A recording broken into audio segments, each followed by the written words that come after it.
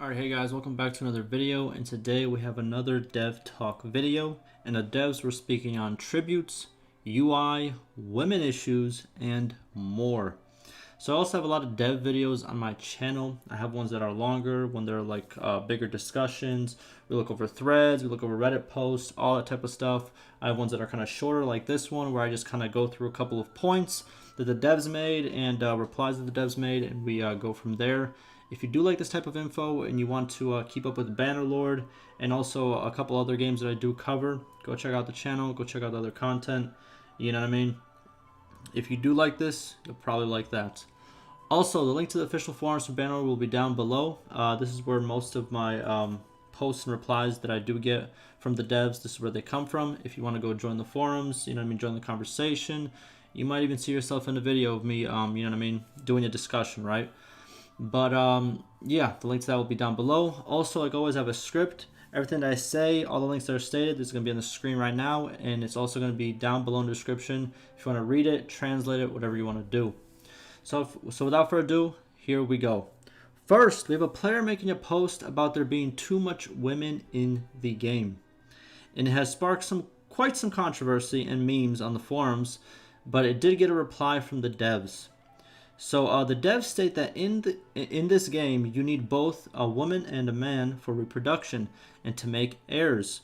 Pretty much, you know, like a son or a daughter that can take over once your main character dies. Prior to adding more females to the game, there was a 5-to-1 ratio of men to women, and this made it hard for some clans to survive a generation.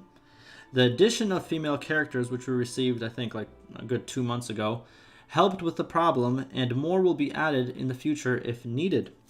Also, the player talked about, the original person who made the thread, talked about females playing men roles in the game and how it didn't make sense. And a quick side note from me before the dev reply, it's a game. I know some gamers are very anti-woman in games and stuff like that. We've seen it in a couple of games now, but stop it. It's weird, and I think it's kind of a dumb take. I don't know. It's just, in my opinion, right? And there's a lot of replies on the thread, and they're very, very cringy, to say the least, right? I'm going to link the thread down below in the description, so if you guys want to have a laugh and just read some kind of, you know, some weird comments and replies, the link will be down below for you guys to enjoy that. But here's the dev reply. So the devs replied to this and state that in the game, parties that roam the map are usually led by good fighters.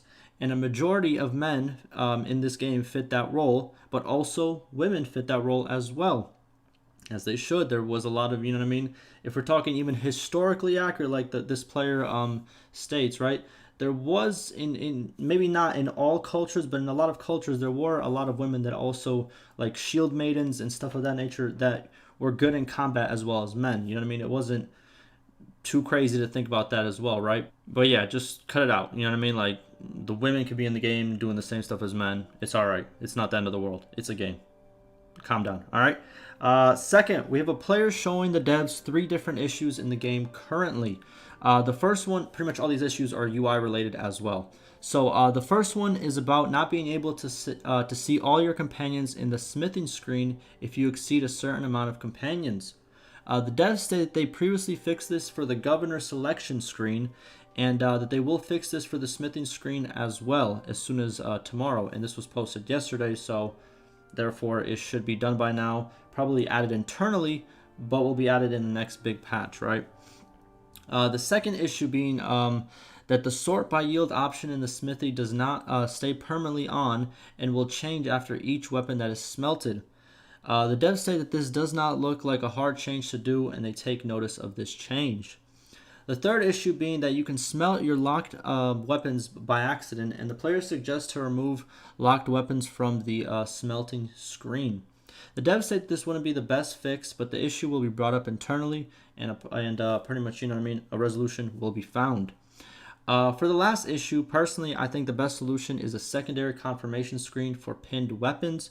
Pretty much something stated along the lines of, hey, this weapon was saved in your inventory. Are you sure you want to smelt it? I think something like that would, you know what I mean, go a long way. And like I said before in the other Dev Talk video, I think we needed a second confirmation screen for a lot of big decisions in the game, such as, let's say, pretty much hitting the surrender button by mistake whenever you're trying to attack an opponent. You know, if you've been playing the game for a good 10 hours, you might be sleeping, you might be this, you hit the surrender button by accident, boom, you lost all your army, you lost all your horses, and I think there should be a secondary screen that says, are you sure you want to surrender?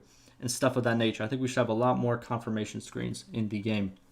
But code-wise, I think this would be a simple if-and statement, and it would be a pretty basic fix, but I do not know how the game is coded, so don't hold me on that. Third, we have a suggestion from a player about troop wages. The player states that wages should be broken down by troop tiers whenever you hover over, when you hover your mouse over the daily party wage icon at the bottom right of the screen. The player also provides a picture that's on the screen right now. The devs say that this is a doable change and this will be brought up internally. I do like it. I agree with this change. And what's it called? I wish we could do it kind of like by troop units as well, but the devs have said that would be kind of a hard one to do in the past. But I think this is kind of a good, like, in the middle compromise, if that kind of makes sense. Fourth, we have a player confused on why he has to pay tribute in a situation where he is clearly winning over another kingdom in all areas but village raids. The player then asks, are raids that important when it comes to tribute amounts and peace, you know, and making peace pretty much. The devs respondents state that a lot goes into the tributes and who has to pay. Even if the player had similar strength or twice the amount as he does in this situation, if the player wants peace, he has to pay. Otherwise, the player can wait until the other kingdom wants peace and pay him, right? It's not all about numbers. Like, sometimes you might have more, sometimes you might have less. It just depends what the kingdom might potentially lose, and there's a lot of different factors at play when it comes to peace and tributes. And I kind of do agree with the reasoning that even if you are winning completely, but you don't want the burden of having a small enemy, you know what I mean, constantly raiding your villages and constantly trying to take your land.